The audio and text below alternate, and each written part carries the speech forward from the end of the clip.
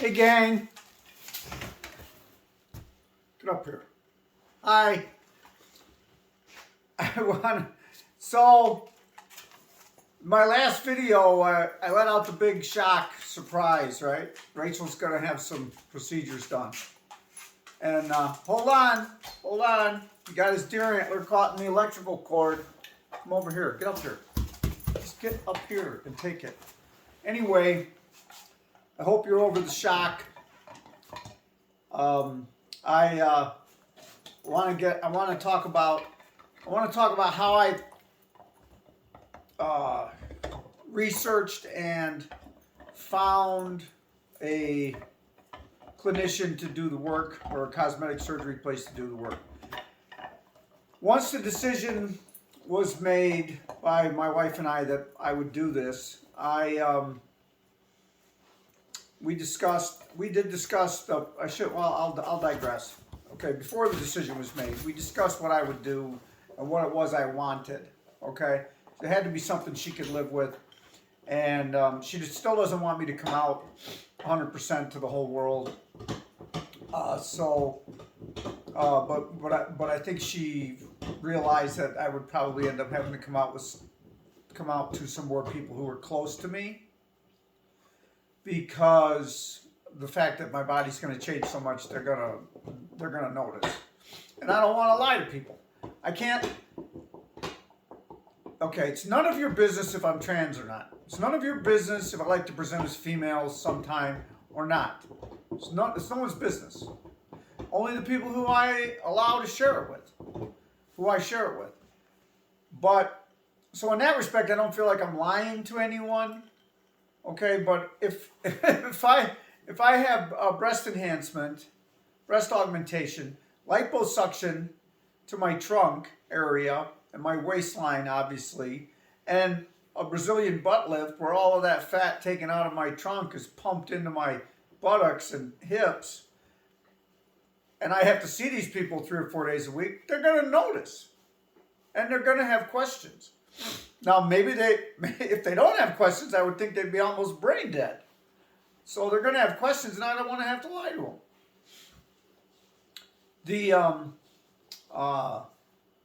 I don't think it's going to hurt me to tell them the truth. I don't think it's going to hurt me. My entire life, whenever I've come out to anybody about this, it hasn't hurt me at all. There were a couple of girls that I came out to when I was in my 20s who rejected me, didn't want anything to do with me, but good. I love who I have. I love who I've spent the rest of my life with. That was meant to be. Good stuff. So, there was a little bit of discussion and a little bit of apprehension and some anxiety over how big I wanted my breasts to be, and we're really not 100% sure yet until after we have our consultation with the surgeon. Okay, we asked the surgeon that I finally settled on if he had some kind of a computer program that he could, like augment or superimpose or Photoshop breasts onto my chest or whatever to show what it might look like. But even then, to show what it might look like on a bare physique doesn't really exactly show what it's going to look like when you have clothes on. And the surgeon actually told us, he said those computer programs give an inaccurate perception of what it's going to look like, and people are typically either disappointed or shocked at the results. And so he said he doesn't like to do that. He's going to show me the size of the implants that he's going to put in, and we're going to take it from there. Now, there is a test for those of you who are thinking about researching this stuff. For some reason, I don't know 100% sure why, but they will tell you, if you want to know how big your breast implants are, they're generally measured in cc's, okay, cubic centimeters. And the numbers can be quite large, and it can sound scary, but it's not really as big as it sounds. My surgeon, when I went to my surgeon, I told him, look, I already have a B cup. I can fill out a B bra, no problem. Nice and tight. Might even be over a B cup. I said, I don't want to be voluptuous. I don't want to be sexy. I just want to have a feminine form. So we're not going to go overboard. I did a little research, and I read that if you go with a 250cc implant, you'll go from a B to a C. And he said to me, not on your chest, not under your chest muscles. The way I do my procedures, under your muscle. There's two different ways. There's laying the implant in with your existing breast tissue on top of your chest muscle, or putting it actually under a thin layer of your chest muscle.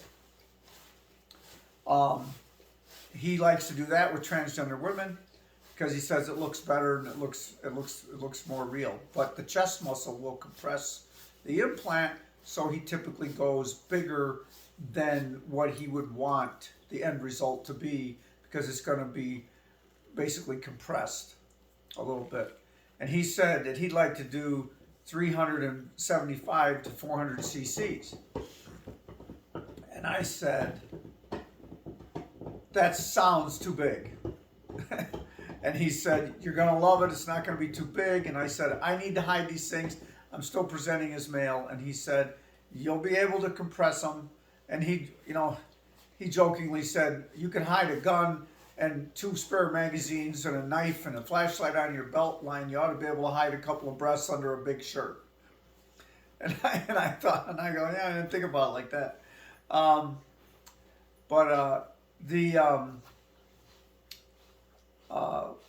Right now, that's where we're going with. But when we sit down with him and he shows us how big that 400 or 375 or 400 cc implant's going to be, I might change my mind.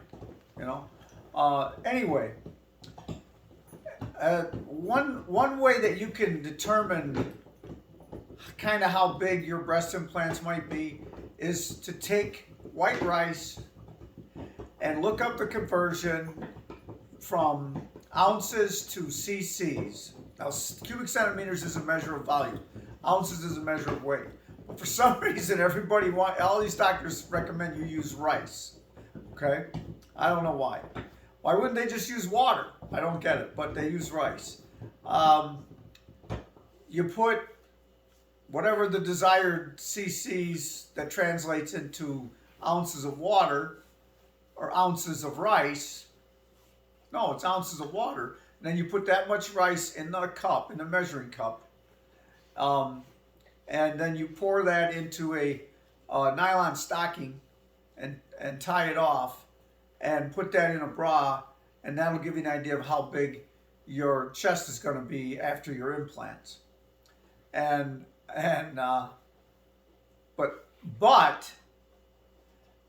that rice is not being compressed by your chest muscle. It's just sitting there. So, you can push on it a little bit and kind of flatten it out a little bit to get the idea of what it might be like if your chest muscle was compressing it.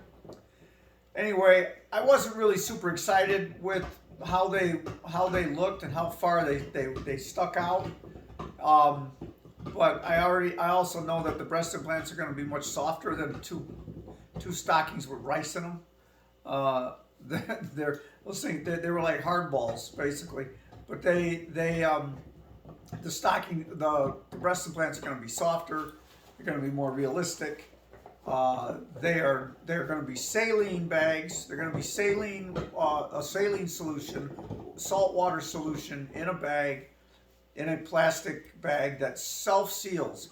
And what they're going to do is they're going to make a little slit under my nipple, away from, there's a nerve, I guess, that runs into that thing, and so they avoid the nerve, and then they stretch the skin and they shove this empty plastic bag in. Now I don't know how he's going to get it under the muscle, but that's what he's going to do, and then they fill it up with salt water, however many cc's. So if you want 700 cc's, a 700 cc implant on me would be like double D's, or maybe even bigger. the probably going to go with something around 350 to 375 because I already have about 250. So if you go in as a flat-chested transgender female who doesn't have much breast growth, hormones haven't done it for you, they could put, if you're an average size frame, they could put 700 cc's in you to get up to a D cup. And that might not even be a D cup. See where I'm going with this? But if you are, since I already have breast tissue, a B cup, then they don't need to do 700 to get me to that, to get me on that C plus cup or whatever. They only going to do 375 to 400. That's going to bring, that would bring me in at around 650 total, you know, and that might be something I can live with after I see the size of these implants that he wants to put in. So that's another decision to make. May end up going to the 250 that I told him originally. I said, I think 250 will be good. He told me, no, you don't know what you're talking about. Anyway, you know, if it freaks, I don't know if it's going to freak out my wife, if she's going to look at the size of the implants and go, no way, you're not doing that. You know, we can't take the risk. Because then you're not going to be able to hide them. You know, I really don't, I doubt that she's going to be that fearful, and I really don't, you know, I want to have a feminine figure. I already have a broader rib cage and broader shoulders and thicker shoulders than most women. I can tell when I take selfies with cisgendered women all around me. Now, I'm 5'9", and I currently weigh 177 pounds. But when I take a picture with cisgendered women, I look like I could be 6'2" and weigh 300 pounds. I'm going to need a bigger breast to look the same or to have the same ratio and contours as a woman, as an average sized woman would have to have. You know, just to look proportionate. So we'll see where that's going to go. I certainly don't see me. I currently, with what I have here, I currently wear a 38 or a 36 or 38D bra. That's what I fill out now, 38D. You know, so I could see if when I used to be like 100 and when I dieted down to 150 pounds, I had like a 36-inch chest measurement. So, you know, if he liposucks all that out of there, I could be down to a 36. And I don't think I want to be a 36D. I think that would be kind of big.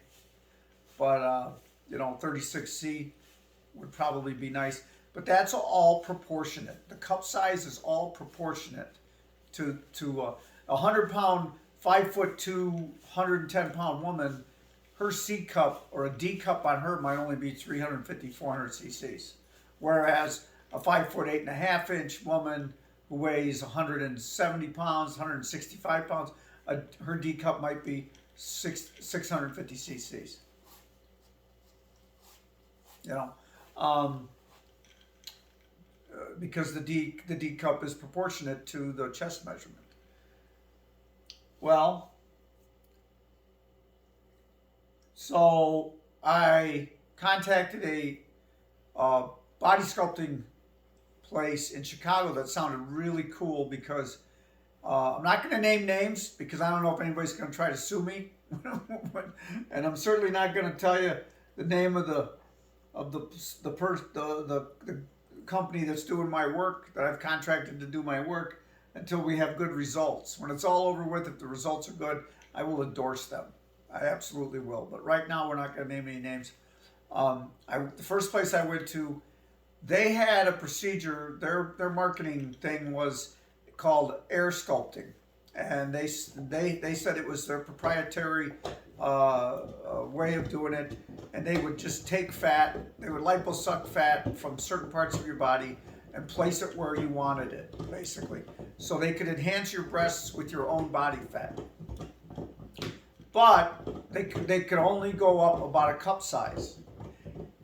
And there wasn't a guarantee. I think they said 35%, up to 35% of the fat cells could dissolve, not take hold, and die, and be absorbed into your body. So it's a crapshoot on how much bigger you're going to be in the end result. 6 months later. With breast implants, how much bigger you're going to be. They're not going to dissolve into your body unless they leak, and they're guaranteed to not leak for at least 10 years. They say after 10 years, you have like a 5% greater chance of them leaking. And so typically saline bags and breast implants in general are replaced around every 15 to 17 years. In some it could be 10 or 12, but that's the chance you take. Now, the AirSculpt place, I went down there and I interviewed with them, and they explained the whole process, and it sounded really cool. But what they told me was, we're going to take the fat out of your midsection and we're going to put it in your breasts, and there isn't going to be enough. We can't do the butt, because you can't sleep on your breasts while the fat is trying to take hold and stay alive and assimilate into that area. You can't compress it and cut off any blood flow to it. So we can't do your breasts and your butt at the same time, because you can't sleep on. You got to either sleep on your back or on your front. And I said, well, okay, I'll come back for the other one. And they said, well, we don't really want to get into your abdomen twice. We don't want to do that twice. We don't want to be that invasive. And I said, so you really can't do it. Can't do both. and they said, no, and the cost was pretty high, and that was only going to be for liposuction and breast enhancement. Couldn't do the other thing. So I started shopping around again, and I found someone who's been dealing with transgender people for 25 years, 27 years, who's got a good track record, good results. I read a lot of reviews. I actually know personally a lot of people that have been to this place, and they're super, super happy with it. And so I went and I talked to that place, and they said, yeah, we're going to do breast implants. You can sleep on them because they don't have to assimilate into your body. And so we could do the whole thing in one procedure, liposuction, breast implants, and Brazilian butt lift, butt enhancement. And then you sleep on your stomach, and for 3 weeks to a month, you sleep on your stomach and you don't sit on your butt. You sit on a special pillow. And so then that stuff will take hold. And if you take it easy and, you slowly begin to sit more and more and more, within 3 to 6 months, you'll see the final results. And they're typically pretty good. There's not a lot of fat. Most of the time, the odds are good that you're not going to lose a lot of that fat. And I said, okay, so you're actually going to change the shape of my body and give me an hourglass figure? They said, yeah, we think we can, because we're going to make your waist several inches smaller, and we're going to make your hips and your butt a couple inches bigger. I said, okay. And the price for all of that was considerably less than the first place. So, okay, even though I only interviewed with 2 places, the second place came with a much better track record. And the only reason why I didn't go there in the first place was because I didn't want breast implants, and because I just thought that with his track record, he was going to be very expensive. And it turns out that he wasn't. So I went ahead and I agreed to do it with him, and I gave him a deposit, and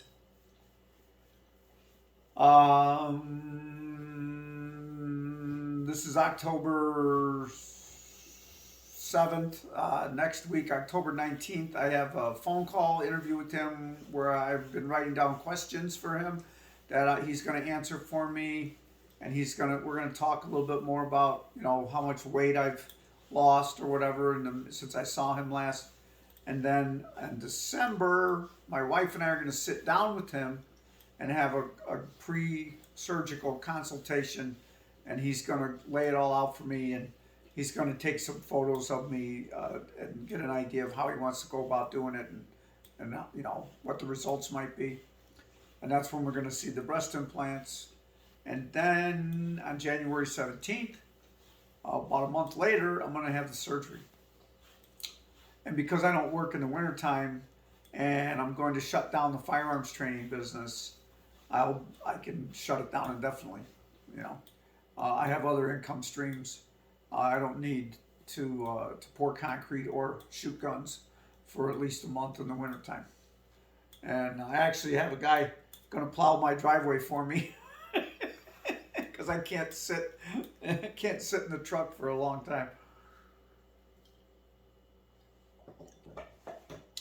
So he's going to come up and take my truck and plow the driveway if it snows for us. Super guy, great friend. I'm out to him, and he'll do anything to help me. Really cool. Support, you know, with procedures like this, especially the one I'm having. Okay, it's not facial surgery. I can still eat. But I'm going to be sore from probably here to here. Because they're taking a bunch out of here, and they're putting new stuff in here, and they're putting stuff in here. And I'm going to be stretched and bruised and pretty sore, so I can't be a baby about it, or my wife will never let me do it again. And so I got to tough it out, and she already told me she's a nurse, and she said she'd be monitoring my meds for me, making sure I'm well sedated, so safely, of course. So we'll see what happens. I'm kind of excited about it. I'm tired of putting on. You guys know from all my videos about hip pads and all that stuff how dysphoric I am about the shape of my body, and I won't leave the house unless I have an hourglass figure, unless I'm showing off an hourglass figure. So it'll be kind of cool to see if I can pull that off without any pads anymore. You know, it'll be that would be. You've heard me say this in other videos. If I know it's not possible, but if I woke up one day as a woman, I would dance until my legs fell off.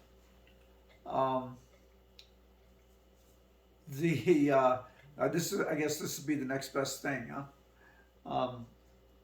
To have a shape, to have a body and a shape, a feminine body and a feminine shape. It'd be pretty cool. And no, I know. Everybody says it. We all say it, right? That'll be all I'm gonna do. That will be all I'm gonna do to my body. The next procedure I'll talk about in another video that I'm gonna have later on in 2023, after I've fully recovered from all this other stuff. I don't want to be too much of a shock to my system. But the other procedure will be. I'm not changing my nose, I'm not changing my jaw, I'm not changing my cheeks, I'm not changing my brow. No one's going in under my facial, no one's going in under my skin and grinding my skull bone off. Sorry, not happening. And I'm not changing my private parts. Nobody has to see them. I don't want the maintenance. I'm too lazy, and I